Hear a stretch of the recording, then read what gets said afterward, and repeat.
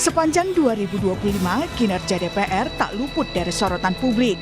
580 orang anggota yang mewakili penduduk di 38 provinsi di negeri ini memang menjadi tumpuan penyaluran aspirasi rakyat. Dari fungsi pengawasan, sejumlah capaian kinerja dihasilkan, di antaranya Komisi 1, dukungan modernisasi alutsista TNI. Komisi 2, pengawasan seleksi ASN 2024. Penataan non-ASN dan pemindahan ASN ke IKN. Komisi 3, pembentukan panitia kerja pengawasan penegakan hukum narkotika.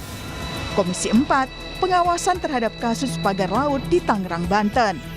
Komisi 5, pengawasan terhadap kesiapan pemerintah dalam menghadapi Natal 2024, Tahun Baru 2025, dan Hari Raya Idul Fitri 2025. Komisi 6, pembentukan panitia kerja tata kelola kawasan Batam yang menggali dan mengidentifikasi permasalahan tata kelola kawasan Batam.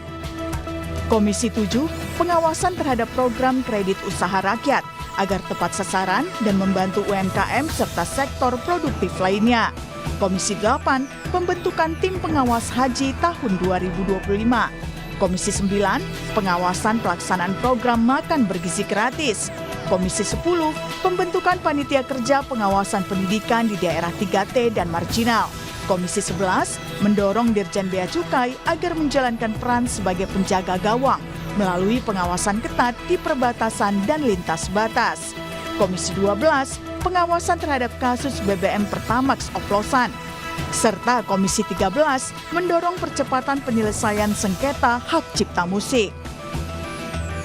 Tapi, apakah kinerja anggota DPR sepanjang 2025 ini memuaskan publik? Pengamat kebijakan publik dari Universitas Padjadjaran, Asep Sumaryana, punya analisisnya. Kalau kita mendengar juga berbagai reaksi dari masyarakat, tampaknya memang belum sepenuhnya bisa menjalankan perannya. Dikatakan seperti itu karena banyak kepentingan yang bermain, misalnya DPR itu kan dibagi dalam komisi dengan fraksi. Maka kalau komisi itu berdasarkan objek dari tugas pokoknya, pendidikan dan segala macam. Yang kedua di fraksi. Nah, ketika di fraksi itu ternyata dewan itu juga adalah anggota dari parpol tertentu. Nah, oleh sebab itu ini bermain juga. Nah, ternyata parpol tertentu juga sebagian kadernya itu jadi menteri, kira-kira kan gitu. Nah, ini jadi persoalan-persoalan sehingga di situ ada vested interest yang bermain. Nah, dampaknya si dewan itu lebih banyak bekerja dengan dengan kerangkeng-kerangkeng kepentingan sehingga mereka bekerja tidak dengan lugas. Nah, ini yang jadi persoalan.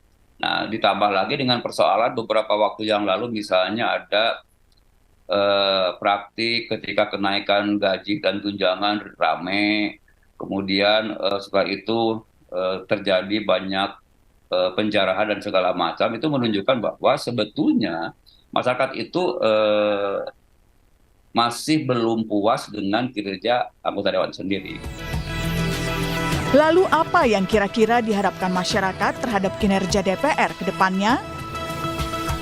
Mungkin lebih dengerin kami-kami yang rakyat ini kali ya, yang kan biar bagaimanapun kita yang ngegaji mereka ya. Jadi ya alangkah lebih baiknya kalau lebih mendengarkan aspirasi kita di medsos atau dimanapun lah gitu. Itu aja sih, Kak. Apalagi aspirasi-aspirasi yang sudah turun di jalan. Betul, apalagi yang udah demo-demo ya mungkin lebih diterima dengan baik dan dengarkan aja sih, Kak. Kurang mungkin. Karena Mungkin DPR sudah menjalankan tugasnya dengan baik, tapi kayak kurang maksimal ya. Iya. Oke. Belum memberikan kinerja terbaiknya. Tapi bukan berarti DPR jelek, Ya. nggak aman. Masih bisa Ya, begitu. diperbaiki ya. Ya bisa. Begitu banyak masyarakat yang masih komplain, terus ya menurut saya sih kinerjanya masih belum maksimal. Kalau menurut saya sih ya meningkatkan kinerjanya aja, dibuktikan aja. Ngedengerin masyarakat. Iya benar. Oke, baik. Pertanyaannya, mampukah DPR menjawab harapan publik tersebut? Tim Liputan, Kompas TV.